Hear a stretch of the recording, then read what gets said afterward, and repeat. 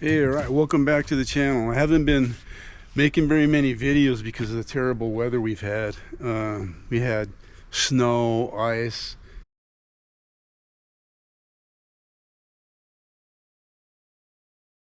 Terrible. It got down in the teens down here on the coast. So the weather's better now. It's supposed to be 74 today. And if you look around, the weather looks pretty awesome. The weather's looking really good. It's really warm outside already. Sunny. It's drying up. We've had sea fog where you couldn't even see the neighbors' houses or anything out there. So it's really cleared up a lot. It's awesome. I had a couple of lines out. You can see the poles on the dock. The tides are extreme right now. I mean, changing like foot and a half at least. But I had a couple of poles out on the dock, just lines in the canal. And with the really cold weather, we had some fish killed. We didn't have any here in this canal, but I've talked to some other people in town, and they've had fish killed where you've had dead mullet, dead snook, all kinds of stuff. So the water's warming back up because we're getting bait in the canal again. I threw the net yesterday, the cast net, in the canal. And in one throw, just the first throw, I got about 40 finger mullets. So I had to throw a bunch of them back, but I kept some in a bait bucket. Threw them out on a bottom line in the canal, and we got one really good redfish. Got a 27-inch redfish. He's in the cooler. I'm getting ready to clean him right now. Really healthy fish. And it's going to make some really good half. So we're going to cook him on the grill. Looking awesome. So we're going to clean him, but that was just one fish that we got off the finger mullet in the canal. So I keep putting lines out, but when the tide gets so extreme, there's not very much water in the canal. I don't know if you could see over there on the other bank, but it's like really shallow right here. You can see the mud right here. We've probably got maybe 12 inches in the canal right now. Normally there's probably about 2.5, 3 foot. It doesn't matter the redfish, they'll get in 8 inches of water. So we're going to clean this fish. I was just going to give you a little short video on cleaning the fish. I'm kind of rusty at videoing and taking pictures. I haven't done it in like a couple of weeks at least, so we'll get on it. I'll be right back. Okay, my apologies for the wind if it's really windy. We've had some pretty high winds out here, so let's get started.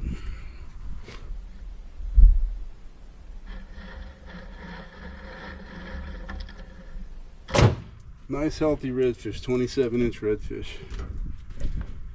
Nice and stiff. I brained him and I bled him. So should be very little blood.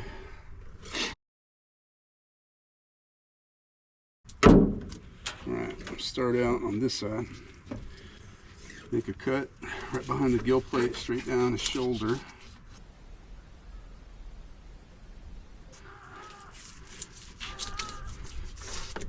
When we get to the end, I will show you the contents of his stomach. He ate about a 5-inch live mullet. So this canal, the water's really shallow and there's a lot of commotion going on. There's a road right over there and a bridge. So I'm not sure if the redfish really come in here a lot during the daytime because it's so shallow and there's a lot of commotion when people are here, cars going by and everything, a lot of noise. But at nighttime, when there's zero traffic, that's usually when I catch them off of the dock. Just leaving a line out overnight. And I usually use about a number 4 circle hook. That's what I was using with this one, number 4 circle hook, and the weight off the bottom. And he picked the bait up, took off with it, and the weight held in the mud and set the hook. He was on there in the morning when I went to go check the line.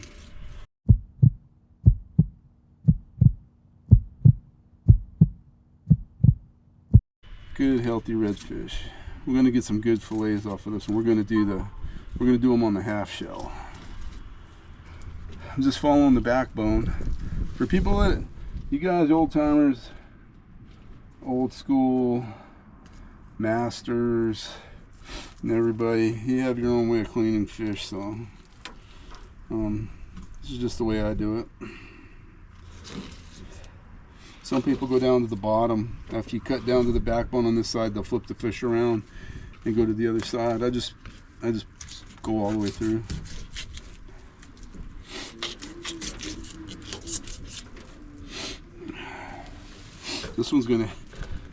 This was not a real big fish, 27-inch redfish, still in the slot, but it's a real heavy fish.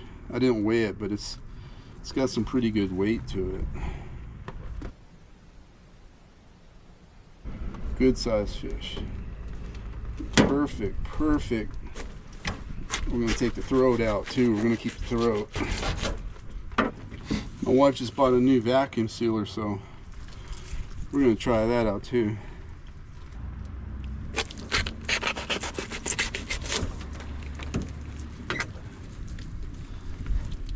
As you can see, there is no blood, man. No blood coming out of the fish.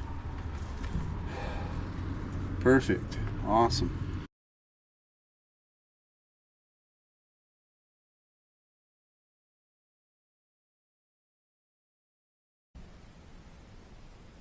We don't want to wash it off with any water or anything. We want to keep it nice and dry. We'll pat it down with some paper towels once we get the half shell done. Cut into chunks. Really nice fish. Real good. I mean, it's super healthy. I mean, you got some thick shoulders on it. Thick shoulders.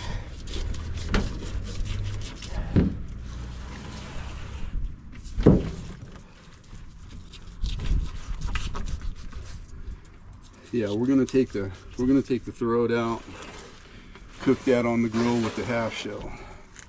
It's looking pretty awesome. Yes, sir. You want to have a good, nice, sharp fillet knife. Everybody's got their own choice. Some people have sponsors, give them free knives and all that. Well, I inherited this knife. It's an old buck, 127. Fish fillet knife. It was my wife's dad's, and he passed away, and I inherited it. And I've been using it ever since. I really don't use anything else because it's such a good knife. Super sharp. It's not real hard metal, so it doesn't take real long to put an edge on it. And once you do dull it, which it dulls pretty quick, you can go through quite a few fish though before it gets dull. And then it's super easy to sharpen again. So. Super easy. The guy that built my table for me, I think he built it a little bit too high, but it's all good. Nice and cold. It's super chilled. It sat on ice all night. Salt brine. He was good and stiff when I took him out of the cooler. He's starting to loosen up a little bit now, but I try not to be in a hurry. I take my time when I clean fish that way. You don't waste. You don't want to waste any of the meat.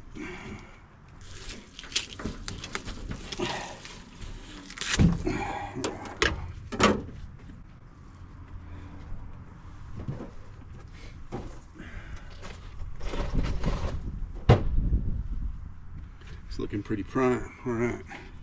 We'll get the throat out of it. Everybody does this different way.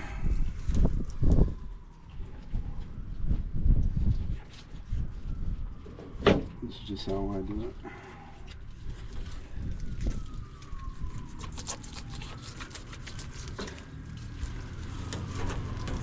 Belly meat's pretty good too. If you get a really big red, the belly meat's awesome. This one's got some belly meat, but I'll just take the pieces attached to the throat. And yeah.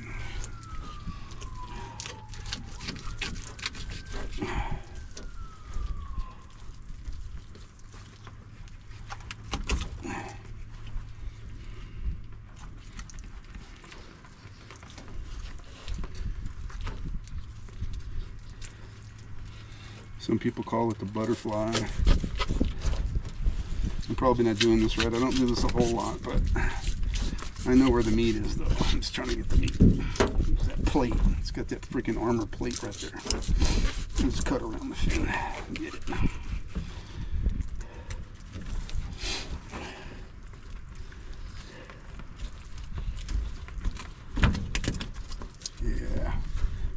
There it is.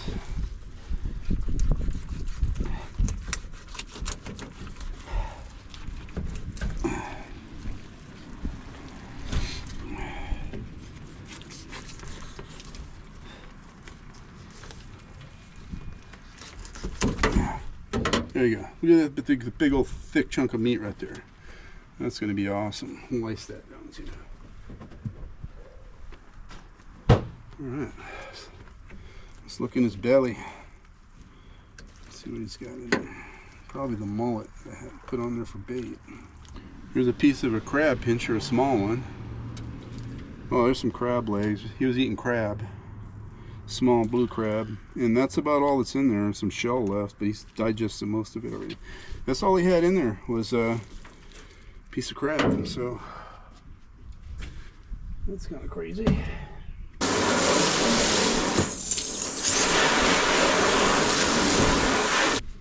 Okay. Put them on the half shell now. Let's cut them up into pieces and then we're going to bag it up. This is probably the simplest part. The hard part's over with. Just cut right down into the skin. And once you go through the skin, all that's left is scales, and they just separate. So that's about how big. This is about how big I like the pieces when I do on the half shell.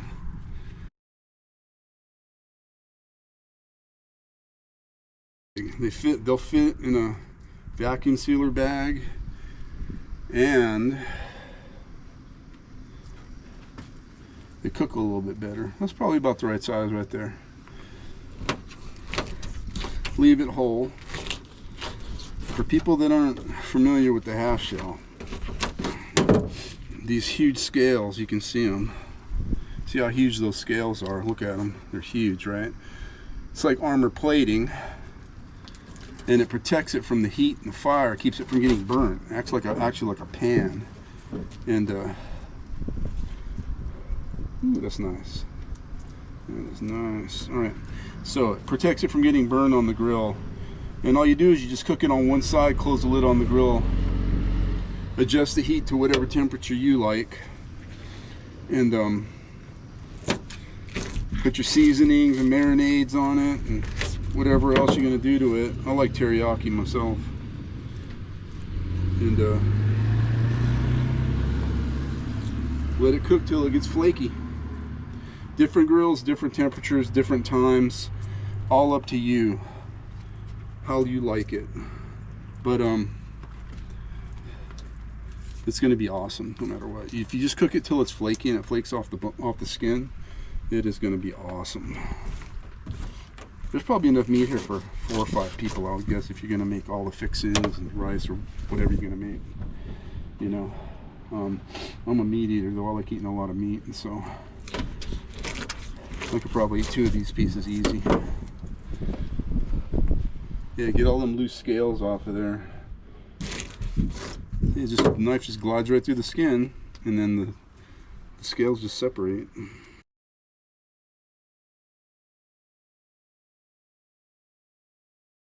I'm going to take the ones that are just loose around the edge because it does protect the meat while you're cooking it. Okay, so we're going to bag it up now. I'll put it in a bag, take it in the house, and clean it up and pat it down with paper towels, and then vacuum seal it. Well, that's my wife's job. She's really good at doing that. Put it in a big bag, and then we'll vacuum seal it. I mean, it doesn't get much better now. Look at that. Check that out. Nice, nice, thick. Look how thick that is. Thick chunks, man. Thick. Yeah, keep it nice and dry. Don't hit it with the hose or nothing. You bleed it. You bleed it, and then keep it dry while you're cutting it up. It shouldn't have to get wet. It's a little damp, but it's not wet. Yeah, those are some nice chunks, man. Check that out. You can bake it in the oven. You can cook it on the grill. You can cut it up, make ceviche. That's not my thing, but a lot of people like that. Just, man, you can make all kinds of stuff. Blackened redfish. Oh, this is awesome. So much meat. Very thankful. Cool. All right. We're gonna keep that on ice and refrigerate it till my wife gets it vacuum sealed up. All right. I don't know how many pounds of meat that is. Probably like at least 2 or 3 pounds of meat right there. All ready for the grill. Redfish on a half shell. Okay, I'm gonna set this back on the ice. I've also got the throat too. I'm eating that. I'm gonna teriyaki that bad boy. All right. Set that on ice. Put that in a bag too. And I think that's about it, really. I might shoot some more video of. Hold on. Get you off the pole here. I might shoot some more video of actually cooking it on the grill. Check that out. Awesome, right? Of actually cooking it up. Show you prepare it the way I make it. You can make it however you want. Everybody's got different tastes, but I like teriyaki, so I'll marinate it in teriyaki sauce and baste it with teriyaki based while it's cooking. Put a little bit of seasoning on there. I'll show you that on the grill when I get to it. That'll be the second half. Okay, so earlier today I showed you how to clean the fish, and I did it on the half shell. We're getting ready to vacuum seal it right now. So here's a few of a couple of the bags so far, and it's worked out really good. So my wife's getting ready to do another one, and you ready? You ready to stick it in? Do you want to tell them about the bags? Oh yeah. So the bags we're using, these are sealing bags. They come in 1 gallons and quarts, right? And this depends on how many you're going to eat per meal. So I did the throat in 1 bag, and we're going to do a gallon bag now. So we've never used the gallon bag, so we're going to try it. Yeah, we haven't used the gallon bag yet, so it's the first.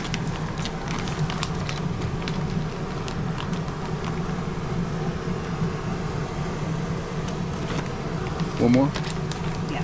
Yeah. Because 1 more would be... That's about a full meal for us, right?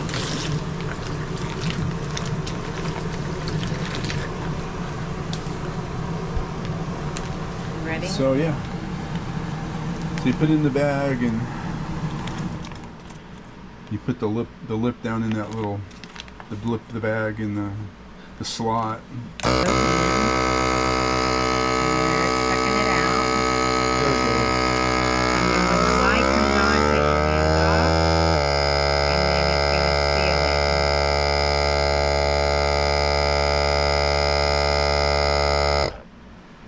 And then allow for 20 seconds between cycles. So now, wow, look at that.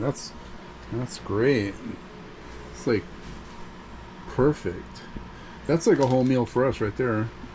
And then probably 1 more bag. We got one more bag. Do the quart bag is what we got left. Yeah, because we got two pieces left. Okay. So.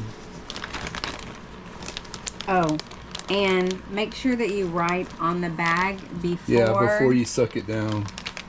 Because it gets cold, and it also is no longer flat. Whoa, you're almost wearing it. Uh-oh. Look how big that slab is right there. Perfect. Okay. And the last piece. Okay. That's all of them. So we're going to put it back in the trough again.